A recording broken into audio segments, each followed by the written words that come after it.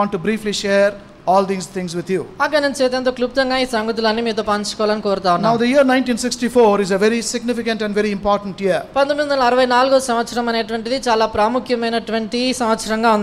in that year alone the first vacation Bible school began right here in Hebron. And in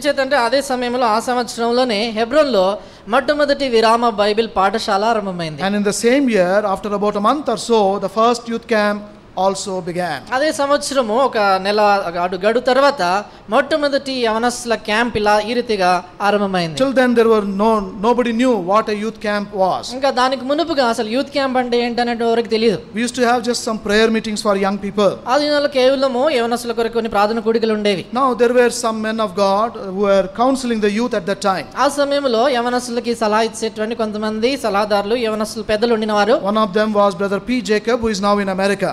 సోదరు P Jacob గారు ఇప్పుడు అమెరికాలో ఉన్నాడు. This brother and also along with brother Muthanayagam, ఈ సోదరుడు సోదరు ముదినాయకం గారితో పాటు and also another brother Vedanayagam, మరొక సోదరుడు వేదనాయకం గారు, and other people, they had the burden to have this camp. కాబట్టి వీరందరూ కూడా కలిసి ఇలాగన క్యాంప్ కలిగి ఉండాలనేటువంటి భారము వాళ్ళు కలిగి ఉన్నారు. So they conveyed this to the Lord's servant brother Baksing. ఈ విషయాన్ని వాళ్ళ సోదరు దేవుని సేవకుడు బక్సింగ్ గారి దగ్గర తీసుకెళ్లారు. Now brother Baksing was not sure about what this youth camp was. సోదరు బక్సింగ్ గారికి అసలు యూత్ క్యాంప్ అంటే ఏంటి అనేటువంటిది అంత తెలియదు. He said, is it going to be special meetings for only young people? ఆయన ఏమన్నాడంటే యూత్ క్యాంప్ అంటున్నారు అంటే యవనస్తుల కొరకు ప్రత్యేకమైన కూడికలావి అని అడిగాడు. Then they said, no, that is not so. అప్పుడు వాళ్ళు అన్నారు లేదండి అట్లాంటిది కాదు. We have a different program. మాకు వేరే కార్యక్రమం ఇలా ఉంది అని చెప్పారు. And as I mentioned to you just now, నేను ఇందాక మీతో చెప్పినట్లుగా my father was in charge of Hebron at that time. ఆ సమయంలో మా నాన్నగారు హెబ్రోన్ ను తాను చూసుకునేటువంటి సేవకుడిగా తాను ఉన్నాడు. So brother Baksing asked him to talk to these youth leaders and to find out what this youth camp is going to be. అప్పుడు సోదరు బక్సింగ్ గారు మా నాన్నగారితో అంటే సేవకుడిగా తను ఉన్నాడు కాబట్టి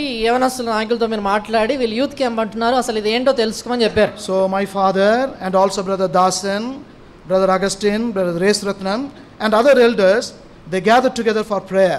ఆ సమయంలో మా నాన్నగారు తర్వాత దినాల్లో ఉన్నటువంటి సేవకులు దాసన్ గారు, అగస్టిన్ గారు, యేసురత్నం గారు వీళ్ళందరూ కూడా ప్రార్థన కొరకే కూడుకున్నారు. And they asked them what they want to do in youth camp. అప్పుడు వీళ్ళని అడిగారు ఏంటి యూత్ క్యాంప్ లో ఏం చేయాలని కోరుతున్నారు? What is going to be the program? ఆ యూత్ క్యాంప్ కార్యక్రమం ఎలా ఉంటుంది? And how are you going to manage? ఏ రీతిగా మనం నడిపిస్తారు? And also during those days it was days of faith. మరి ఆ దినాల్లో చూసినట్లయితే అవి విశ్వాసముతో నడిచే దినాలు. Those days in Hebron we were having only broken rice and పప్పు నీళ్ళు, that's all. ఆ దినాల్లో చూసినట్లయితే కొన్ని విరిగినటువంటి నూకలు మాత్రమే ఉండేటువంటివి, దాంతో పాటు పప్పు నీళ్ళు ఉండేవి. So one of the days brother God's servant brother Martin said, ఆ దినాన సోదరు దేవుని సేవకుడు మార్టిన్ గారు అన్నారు, he asked one of the believer and said, ఒక విశ్వాసిని తనని అడిగాడు, అరే do you know what you had 1 month ago for food? ఒక నెల క్రితము భోజనం ఏం చేసావా నీకు తెలుసా అని అడిగాడు. So this brother said, అప్పుడు ఆయన అన్నాడు, అన్న ఎట్లా జ్ఞాపకం ఉంటదన్నా, అన్న ఎట్లా జ్ఞాపకం ఉంటదన్నా. Then he said, అప్పుడు ఆయన అన్నాడు, I can tell you what I ate 2 months ago, 4 months ago, 6 months ago also. అప్పుడు ఆయన చెప్పాడంటే నాకు జ్ఞాపకం ఉంది 2 నెలల క్రితం ఏం తిన్నాను, 4 నెలల ముందు ఏం తిన్నాను, 6 నెలల ముందు ఏం తిన్నాను అన్ని తెలుసు అన్నాడు. ఏ రోజు కావాలో చెప్పు,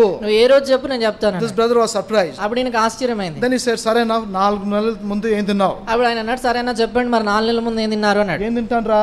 ఏం తింటాన్రా?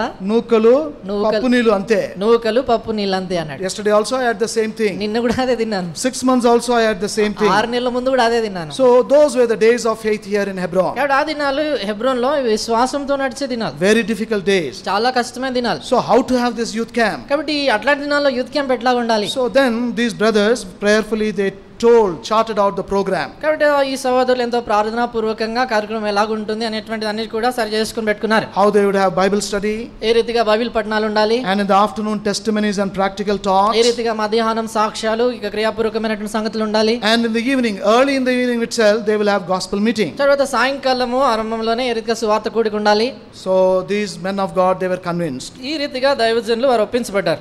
When they prayed they had peace. వాళ్ళు ప్రార్థన చేసినప్పుడు వాళ్ళకి సమాధానం అనిపించింది. My father conveyed it to the Lord's servant brother Baksing. అప్పుడు మా నాన్నగారు వెళ్ళి దేవుని సేవకుడైనటువంటి బక్సింగ్ గారికి తెలియజేశారు. Then again they prayed for some more time. అప్పుడు వాళ్ళు మరలా కొంచెం ప్రార్థన చేశారు. Then finally the Lord's servant brother Baksing agreed. అప్పుడు చివరికి దేవుని సేవకుడు బక్సింగ్ గారు సరే అన్నాడు. So because of that, దాన్ని బట్టి and because of the fervent prayers of the church at that time, ఆ సమయంలో ఉన్నటువంటి సంఘం యొక్క ఆసక్తితో కూడినటువంటి ప్రార్థనలను బట్టి on the 26th of May 1964 the first youth camp began. మే మాసము 26వ తారీఖున 1964వ సంవత్సరం మొట్టమొదటి యూత్ క్యాంప్ ఆరంభమైంది. And in that camp little less than 300 people attended. ఆ క్యాంప్ లో 300 కంటే కొద్దిగా తక్కువ మంది యవనస్తులు వచ్చారు. Now this camp is very important for me also. ఈ క్యాంప్ నాకు కూడా చాలా ప్రాముఖ్యమైనటువంటి. The reason is, కారణం ఏంటంటే, in that camp on the very first day the Lord called my father into glory. ఎంచేతంటే ఆ క్యాంప్ లో మొట్టమొదటి దినాన్ని మా నాన్నగారిని దేవుడు మహిమలోకి పిలుచుకున్నాడు. And he was very much involved in this youth camp preparation.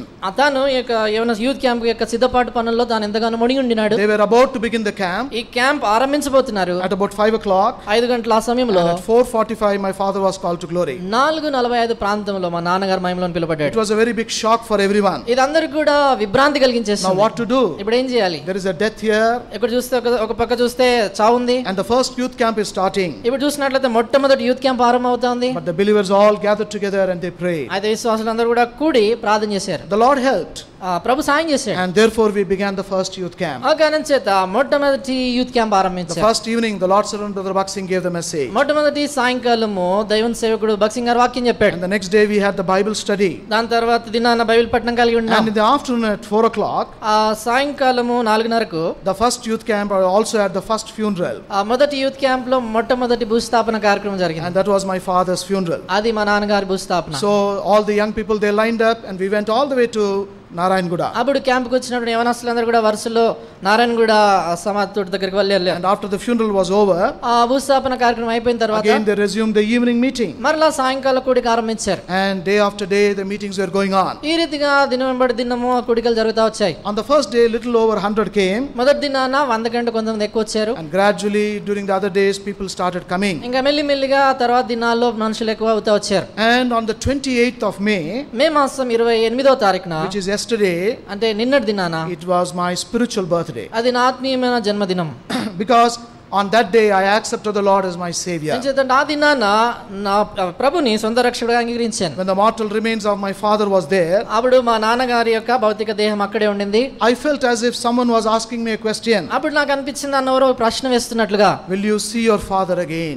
మరలా మీ నాన్నగారిని నువ్వు చూస్తావా? Or are you going to see him for the last time upon this earth? లేకపోతే మీ నాన్నని చివరిసారిగా భూమి చూస్తున్నావా? Will you see your father again? మీ నాన్నని మరలా చూస్తావా? Will you see your father again? మరలా మీ నాన్న ముఖం చూస్తావా? This question was going on ringing in my ears. ప్రశ్న నా చెవిలో గింగురుమంటా వచ్చింది. I had no answer for that. దానికి నా దగ్గర జవాబు లేదు. I knew where my father went. మా నాన్న నాకు బాగా తెలుసు మా నాన్న ఎక్కడ వెళ్ళాడని. But I was sure I will not go there. అది నాకు బాగా తెలుసు నేను అక్కడికి వెళ్ళలేను. And therefore I will not be able to see him. ఆ కారణం చేత నేను తనను చూడలేను నాకు తెలుసు. And with this mixed feeling, కాబట్టి ఈ మిశ్రితమైనటువంటి భావనతో, అనుభూతితో, with so much of sorrow, ఎంత దుఃఖం హృదయంలో ఉండి, I attended the evening meeting that day. ఆ సాయంకాలం యవనస్తుల కూడికి వచ్చాను. And the man of God brought the message so powerfully that evening. ఆ సాయంకాలము దైవజనుడు దేవుని యొక్క వర్తమానం ఎంతో శక్తివంతంగా తీసుకొచ్చాడు. I was only 11 years at that time. ఆ సమయంలో నా వయసు 11 సంవత్సరాలే. But there was a deep conviction in my heart. అయితే నా హృదయంలో లోతైనటువంటి ఒప్పుకోలు జరిగింది. And that night, ఆ రాత్రి, even as I was sitting in the front, నేను అలాగా ముందు కూర్చొని ఉంటుండగా, I accepted the Lord as my savior,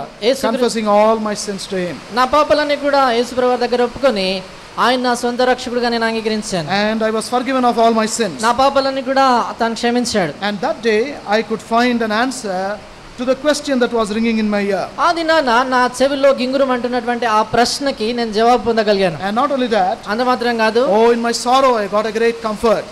నా దుఃఖంలో ఎంతో గొప్ప ఆదరణ నాకు కలిగింది. So this is the reason why I will not forget the first youth camp. కాబట్టి ఈ కారణం చేత మొట్టమొదటి యూత్ క్యాంప్ నేను మర్చిపోలేను. And as the camp was going on, ఈ రీతిగా క్యాంప్ జరుగుతూ ఉంటుండగా, again it was a life of faith. మరలా విశ్వాసంతో ఉన్నటువంటి జీవితం. The Lord not only gave us just sambar, అది ప్రభు కేవలం సాంబార్ మాత్రమే ఇవ్వడమే కాదు, but some vegetables were also added. కొన్ని కూరగాయలు కూడా పెట్టారు. And on Saturday, శనివారము, we also went on a second procession in that youth camp. ఆ యూత్ క్యాంప్ లో రెండవ ఊరేగింపుగా స్వార్థ కొరకే బయటికి వెళ్ళాం. And as for the Lord's servant brother Baksing, he was involving himself much in the ministry in the youth camp. సోదరుడు బక్సింగ్ గారు దైవజనుడు తాను ఇక యూత్ క్యాంప్ లో ఎంతగానో పరిచర్యలో పాల్గొంటూ వచ్చాడు. He was such an elderly man. తాను చూసినట్లయితే ఎంతో పెద్ద వ్యక్తి. But because he was convinced of the Lord of this youth camp, అయితే ఈ యూత్ క్యాంప్ ను గురించి ప్రభు చేత తాను ఒప్పించబడ్డాడు కాబట్టి, he was waiting on the Lord much. తాను ప్రభు సన్నిధిని ఎంతగానో కనిపెట్టాడు. And bringing the word with much power. ఆయన వాక్యాన్ని ఎంతో శక్తితో అందించాడు. Every day souls were being added to the Lord. ప్రతిదినము కూడా ఆత్మలు ప్రభునికి వారు జత చేయబడుతూ రక్షించబడుతూ వచ్చారు. There was genuine conviction at that time. ఆ దినాల్లో చూసినట్లయితే మారు మనసు అనేటువంటి అనేటువంటిది ఎంతో యథార్థంగా జరిగేటువంటి ఒప్పుకోలు. I still remember those days. నాకు ఇంకా జ్ఞాపకం ఉంది ఆ దినాలు. People were sobbing and crying even loudly for their sins. వాళ్ళ యొక్క పాపాలను బట్టి గట్టిగా ఏడుస్తూ కన్నీళ్లు గారుస్తూ పశ్చాత్తాపడుతూ మారుమనసు పొందారు. And on Saturday afternoon we also had some baptisms.